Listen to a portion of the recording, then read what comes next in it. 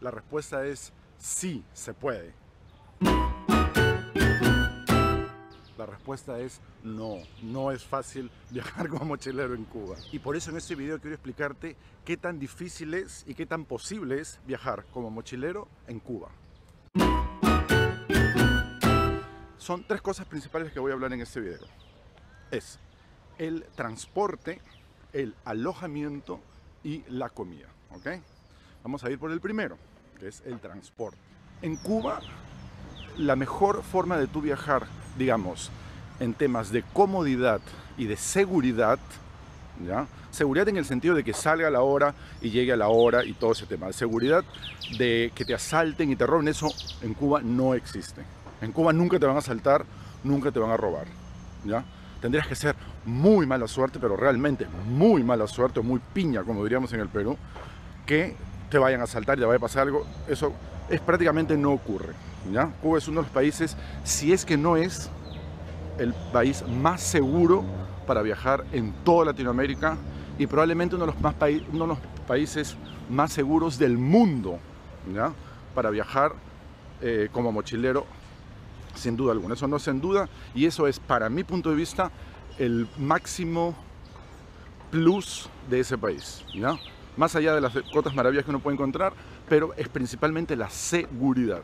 El ser turista en Cuba te da un estatus mucho más bacán que el que tú te puedas imaginar, lo cual a veces es un poquito contradictorio porque tú ves a la gente local que los tratan de una manera, la policía, digamos, las fuerzas del orden, y el turista como que se hacen de la vista gorda bastante. Eso juega en beneficio de nosotros, de los turistas. El transporte tienes, el transporte que es el transporte del Estado, ¿ya? Que lamentablemente en un 80% de las veces no podemos utilizarlo, los que no somos, digamos, los que no somos ni cubanos ni residentes en Cuba. Si tú eres extranjero y eres residente en Cuba, sí puedes utilizar ese transporte porque tú tienes un documento que lo certifica y puedes subir ese transporte. Ese transporte es el más barato. Ese transporte no necesariamente es el mejor, puede ser que, pero es mejor que los camiones, por ejemplo, ¿no? ¿Ya? Entonces, ese transporte del Estado no acepta por ningún motivo, sobre todo en las rutas grandes. Yo he tomado ese transporte del Estado en algunas rutas chicas, donde quizás no se dieron cuenta que yo era extranjero, ¿no? Y bueno, no me pidieron documento, pero lugares muy alejados, muy de ciudad chica a pueblo enano, una cosa así, ¿no? Pero de ciudad mediana, imposible. Nunca, eso va a ser imposible. Eso va a ser de una ciudad chica a un interior, por ejemplo, ¿no? Irte, por ejemplo, por poner un ejemplo ahorita, es estando en Remedios y quererte irte a la playa, ¿no? Entonces, una cosa sí, ahí sí puedes tomar el bus del Estado, no te van a decir nada, no va a haber no hay turistas prácticamente, entonces ahí sí tú puedes tomar, y ese transporte cuesta pues 20, 30 centavos de dólar por una hora de bus, ¿no? O sea, ahora esas maravillas ocurren muy poco y hay que tener mucha suerte. Por eso siempre es bueno consultar, preguntar si es posible tomar también estos buses. Yo intenté en casi todos los lugares que estuve siempre tratar de subir a los buses del Estado, pero te digo, el 80% de las veces y quizás más siempre me decían de que no, así esté vacío el bus, no, un extranjero no puede entrar acá, ¿ok? Segundo, viene los camiones, los famosos camiones. ¿Qué son los camiones? Los camiones son literalmente un camión acondicionado para transporte de pasajeros y carga, ¿ya? Esos son particulares, ¿ya? Pero por supuesto con licencias especiales del Estado. Estos camiones valen más o menos un promedio de $1 por una distancia de unas 2 horas o 3 horas. Esa es la mejor forma de poder viajar entre ciudad mediana con ciudad mediana o de las ciudades grandes. Es La Habana y Santiago de Cuba, pero ya mucho menor, ¿no? La diferencia entre La Habana y Santiago de Cuba hay bastante diferencia. Me refiero yo al tamaño de la ciudad, la cantidad de habitantes que viven ahí y la cantidad de gente y turistas que están viajando, ¿no? Entonces, tenemos que el transporte de los camiones, ahora, es posible utilizarlo para viajar entre distancias de, por ejemplo, 2 horas, 3 horas. Recordemos que la Cuba es una isla. Las distancias máximas no van a ser nunca 8 o 9 horas porque no, es una isla chica. No es una isla chica, es una isla grande, pero es una isla. Entonces, tenemos el transporte del camión, no es cómodo para nada. Sale cuando se llena, pero se llena relativamente seguido. En mi experiencia, lo que máximo yo me demoré en esperar pueden haber sido unas 2 horas, 2 horas y media, que para el tiempo que uno espera normalmente en Cuba para cualquier servicio es algo normal, es promedio. Eso también hay que tener en cuenta si uno va a decidir viajar por mochilero a Cuba. Hay que tener mucha paciencia, mucho autocontrol de las emociones, porque los cubanos, al igual que todos los latinoamericanos, somos pasionales y somos, oye, pero ¿por qué? O sea, el por qué no te lo puedes cuestionar en Cuba mucho, y si lo haces, tienes que hacer un video para descargar tu energía, porque si no, no te va a funcionar de mucho. No van a cambiar ellos su manera su ritmo de vida y todo por un turista o por 2 ni por 100. Quizás sí el tiempo haga de que lo cambien de una manera institucional, pero por ahora no va a cambiar eso. Y el tercer medio de transporte que utilizan los mochileros es la compañía Vía Azul, que es una compañía gubernamental, como el 99.9% de las empresas en Cuba, y son buses un poco más, o sea, son buses, no de lujo, ni algunos tienen aire acondicionado, otros no, pero son, eso sí, en comparación con los camiones, son muchísimo más caros. Son más o menos el precio que tú pagarías por un bus regular en Europa o en algunas partes de Latinoamérica también. Ahí más o menos estás pagando tú unos $15, $20 por lo mismo que tú pagarías por un camión $1 o máximo $2 o $1.50. ¿Ya? Entonces hay gran diferencia en el precio. Estos buses sí salen a una hora determinada. Estos buses tú sí puedes comprarlo con anticipación, tu ticket, te lo emiten y tú te presentas a la hora y sales y todo perfecto. Digamos que es el medio de transporte común de un mochilero europeo. El mochilero latinoamericano, que tiene menos presupuesto, por obvias razones, casi no viaja en Vía Azul, a menos que, bueno, quiera viajar cómodo, esté viajando por una semana o semanas, pero un mochilero como el viaje que yo he hecho, que es de largo tiempo, yo estuve 2 meses, no puedes viajar cada 2 días gastando $10, $15 porque el presupuesto sería completamente diferente. Que es posible y si lo puedes hacer, bacán. Ahora, en este bus Vía Azul, tú no vas a conocer cubanos, algunos cubanos, pero muy pocos, y vas a conocer otro tipo de cubanos, porque en Cuba hay, por supuesto, clases sociales como en todas las partes del mundo. El socialismo no funcionó tampoco en esas cosas, ¿no? Entonces, la ventaja para mí de viajar en transporte, en los camiones, que es como viaja la mayor cantidad de cubanos, es que tú conoces a otras personas, conoces a gente local, que ellos, al hablar el mismo idioma, va a ser mucho más fácil de que te digan a dónde poder comer barato, que te digan a dónde poder alojar también barato y toda una serie de cosas, y conocer gente y todo lo que implica conocer gente. Ahora eso sí es muy importante, yo lo viví. Hay que decirle a las personas qué son tus intereses, que tú quieres ahorrar, que no quieres gastar, porque el cubano tiene en su chip que el extranjero, y no están tan equivocados, el extranjero tiene mucho más su economía, digamos, tiene mucho mejor economía que ellos, es una realidad, pero cuando tú viajas para mochileando, tú viajas para ahorrar y adaptarte a lo local, tú no viajas para gastar más, ¿no? Al menos ese es el concepto que yo entiendo un poco por el tema de lo que es mochilear, ¿no? Entonces, tú cuando consultas a un cubano a dónde se puede comer, ellos por default, de frente, te van a mandar al lugar más caro, al lugar turístico, sin saber ellos que tú estás mochileando. Ellos creen que tú eres un turista de paquete, que vienes de Londres, o que vienes de Madrid, o que vienes de Buenos Aires, ¿no? Y te van a mandar siempre al lugar más caro. Entonces, eso al comienzo, los primeros días te va a costar, pero después ya tienes que aprender tú a saber y preguntar directamente, ¿no? O sea, quiero ir a un lugar económico, quiero pagar más o menos esto, quiero ir a un sitio. Entonces, ellos ahí te van a dar. Algunos se van a sorprender, a unos no lo van a creer porque no lo ven ellos posible en sus vidas. Ellos creen que viajar es un lujo. Para los cubanos, viajar no es lo que probablemente para muchos latinoamericanos es, que es simplemente puede ser un estilo de vida, una forma de entender más la realidad mundial. Para los cubanos no. Para los cubanos viajar es un lujo muy alto. Entonces, en su chip mental, ellos no tienen la palabra ahorro en ese sentido. Aparte que son gente que, pese, irónicamente, no tiene mucho dinero, por lo general su naturaleza es de gastar bastante, ¿no? Perfecto, entonces todo esto vamos a hacer un resumen de lo que es el transporte. Tienes 3 formas de transportarte. Los buses del Estado, que son los más económicos, son solamente posibles para poderlos tomar en rutas muy al interior, si no, no te van a dejar subir siquiera el bus. Segundo, están los camiones, que son digamos, camiones adaptados para el transporte de personas, que ahí sí puede ir cualquier persona.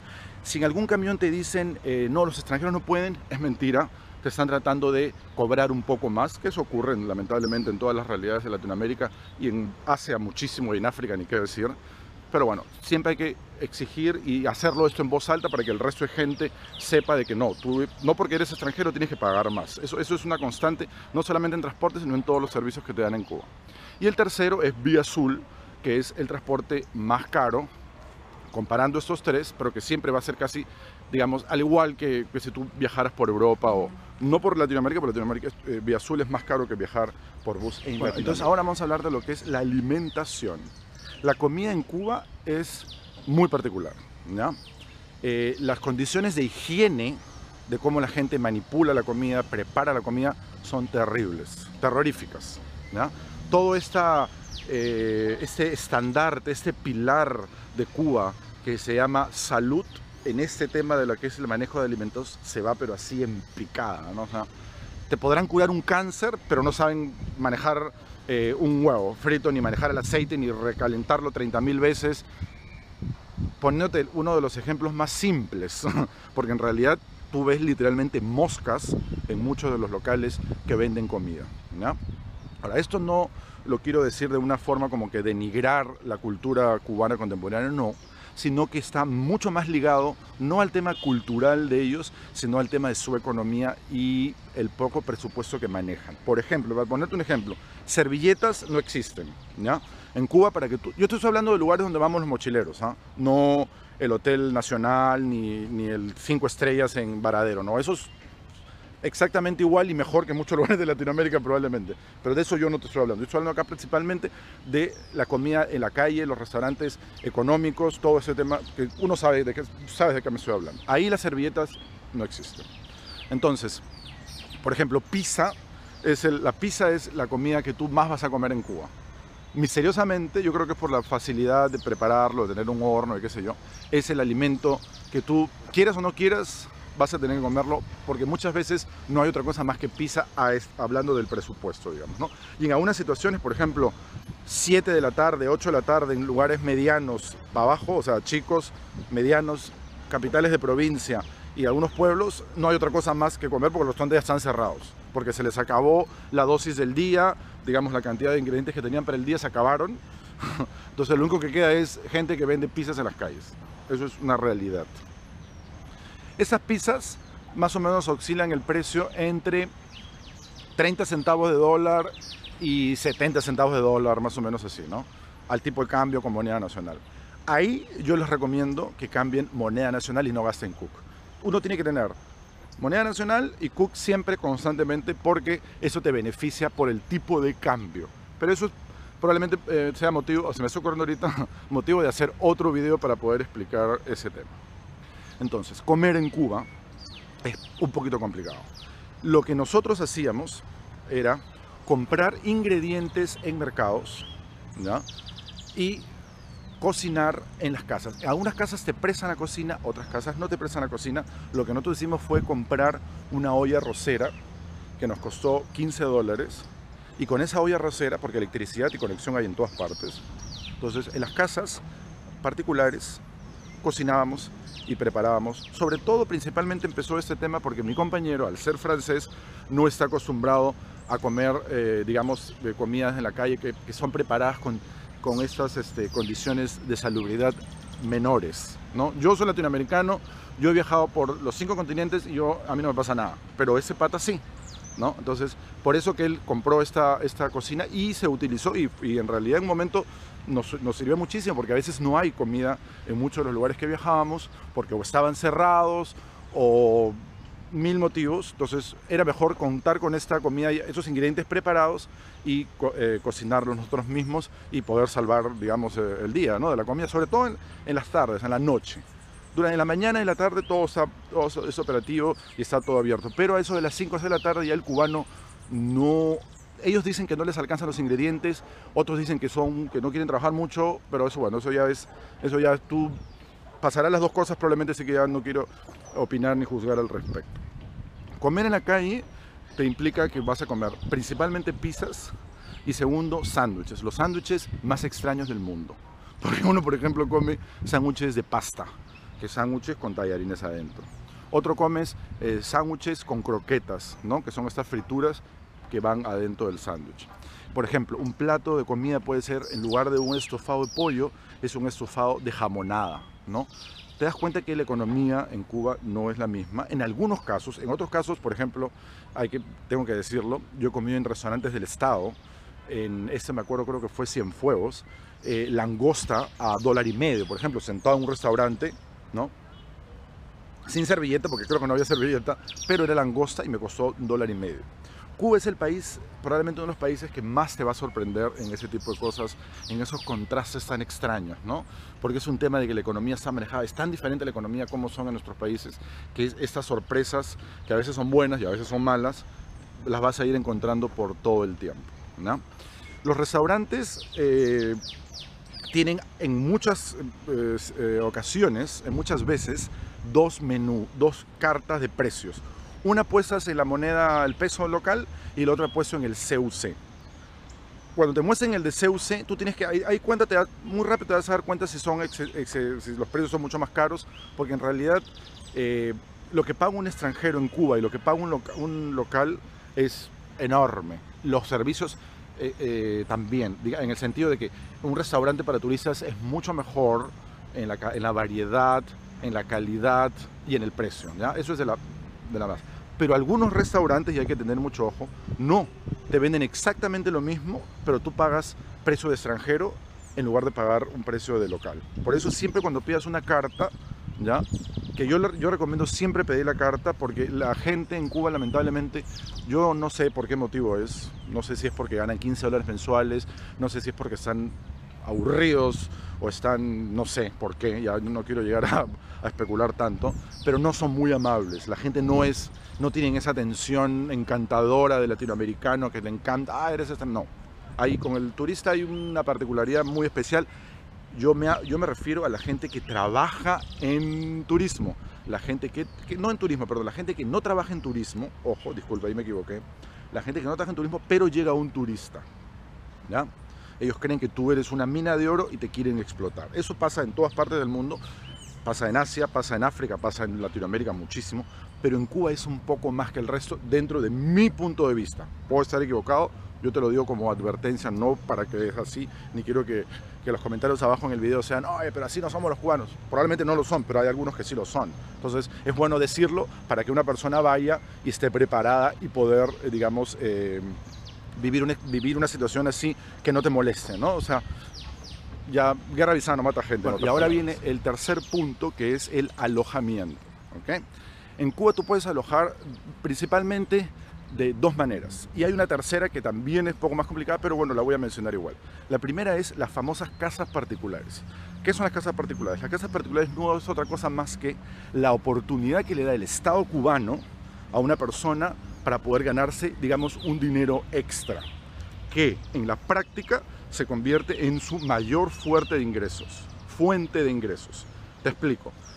Yo he alojado en casas de médicos, de abogados, de ingenieros activos que trabajan en esas carreras, y ellos alquilando, mejor dicho, su casa, cobran lo mismo que si trabajaran en un mes, lo cobran en un día, ¿ya? Eso es muy importante saberlo en el momento, sobre todo en el momento de negociar tú la tarifa que te van a cobrar por esa casa particular. Oficialmente, las casas particulares deberían de costar entre 25 y 30 CUC, que es la moneda, una de las dos monedas que tiene Cuba. Si estás en ese punto del video, ya sabes lo que es un CUC, y si no, googlea. Porque es un poco más largo explicar ese tema para este video, que es, digamos, específicamente con el tema de mochileo. El CUC viene a ser un poquito a la par del dólar, te quitan un poco menos, pero cuando llegas a Cuba lo vas a saber. Entonces, es entre 25 y 30 CUC. Como decía yo, para poder negociar ese precio, tienes que tú tratar de convencer a esta persona que te va a alojar en su casa que tu presupuesto no es el mismo que otro tipo de viajeros que viajan, digamos, más holgados y con mayor presupuesto. Entonces, yo, por ejemplo, personalmente lo que yo hice es negociar con ellos. Yo nunca me quedé de una noche en un lugar, siempre sube mínimo 2 o 3. Entonces yo negociaba con ellos y decía, ¿cuánto vale el alojamiento? Te decían 25. si me quedo 3 noches me lo puede bajar a 15, ¿no? Entonces, algunas veces en algunos lugares, en Santa Clara, por ejemplo, específicamente, te van a decir de que no, porque hay mucha demanda. Pero en otros lugares, en otras capitales de provincia y en otros pueblos, en otras ciudades, sí van a decir, sí, ok, perfecto. Yo he llegado a pagar hasta 10 por día, ¿ya? Porque me he quedado, por ejemplo, inclusive en Santa Clara, me quedé 5 días. Entonces yo pude manejar ese tema, ¿no? Eso es muy importante poderlo decir, es la forma como tú negocias. ¿Por qué? Yo no quiero ser en ese sentido, digamos, atacar a la economía de esta persona cubana, pero estoy protegiendo también mi economía, ¿no? Entonces, por eso tú negocias. Tú no sientas que estás obligándole a ellos, no sientas tú que le estás dando una propina por alojarte. No, estás pagando un precio que tú tienes toda la libertad de poderlo negociar, y en Cuba se puede hacer y se hace, y lo he hecho, ¿no? Entonces tenemos, las casas particulares son negociables. Ellos te van a decir, muchas personas de las casas particulares te van a decir, no se puede porque yo tengo que ingresar eso en un libro y el Estado tiene que ver y yo pago una tarifa fija y todo. Todas esas cosas lamentablemente son simplemente formas de cómo ellos también negocian o negocian su servicio. Entonces, no tienes por qué necesariamente creer en eso. Si quieres creer, hazlo, es tu libertad. Pero dentro de mi experiencia, lo que yo hacía era negociar y siempre me fue más económico. Nunca pagué los 25 CUC de la tarifa oficial, siempre pagué menos. Pagaba 15, 20 también, creo que un par de veces habré pagado 20, pero por lo general era 15 o 10. Y en algunos casos inclusive menos. Esto es las casas particulares en el interior del país, exceptuando la banda. Ahora, este precio que te cobran que puede ser 15, puede ser 10, es precio por habitación, no por persona. Entonces, cuando uno viaja solo, tienes que pagar tú los 15. Pero cuando viajas con otra persona, pagas la mitad porque entre los dos pagas ese precio. Entonces, lo que yo hice es conocer a una persona. En el caso mío conocí a un mochilero francés, Cyril, y con él yo pude pagar, digamos, en todo el tiempo que estuve en Cuba, pagamos la mitad. Nos conocimos en una estación de bus en Cienfuegos, y porque por un transporte, el bus no salía, entonces para poder irnos más rápido nos fuimos en transporte privado y negociamos los dos y bueno, uno va a conocer gente. Por eso yo te exhorto, usando la palabrita, que antes de ir a Cuba llegues con otra persona en la medida de lo posible.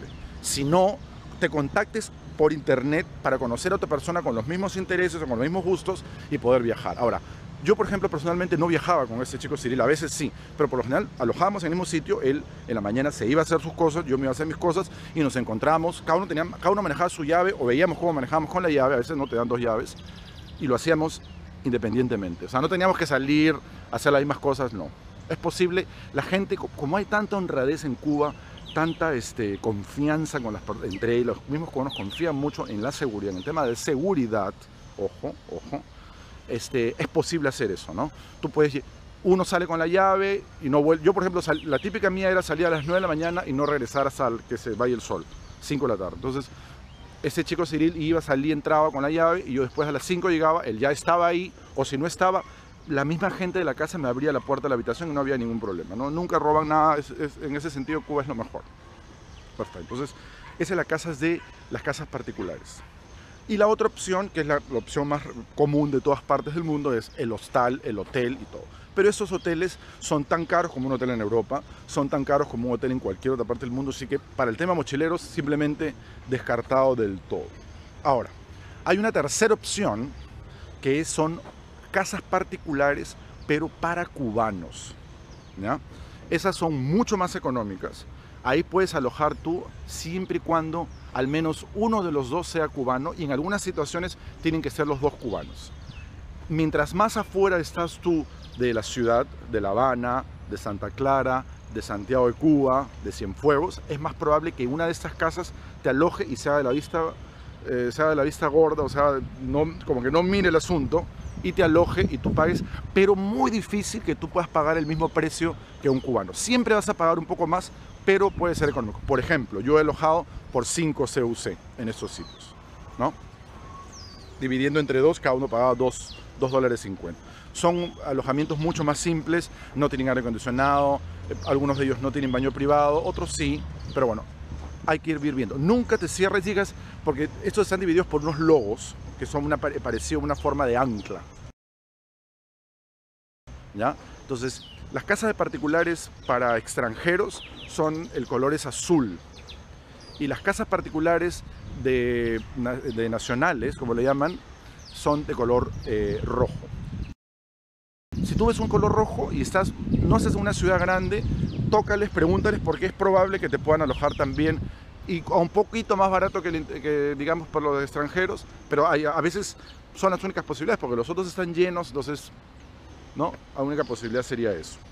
Entonces vamos a recapitular lo que fuere. Tienes tres opciones. La casa particular, que es la opción que te va a ocupar probablemente el 90% de tu alojamiento va a ser en esos lugares, ¿ya? Está el hotel regular, que eso es en un caso de emergencia, o en el caso que vayas a una playa, o en el caso que vayas a un lugar donde no hayan casas particulares o las casas particulares estén llenas, que ocurre, y eso que yo he viajado fuera de temporada. En Cuba hay mucho turismo ahora, mucha gente, mucho mochilero que está viajando. Y la tercera son las casas particulares para nacionales. No dejes de escribir tus comentarios aquí para poder saber si el video estuvo chévere, estuvo bueno, fue útil y principalmente hacer mejores videos en un futuro. Gracias.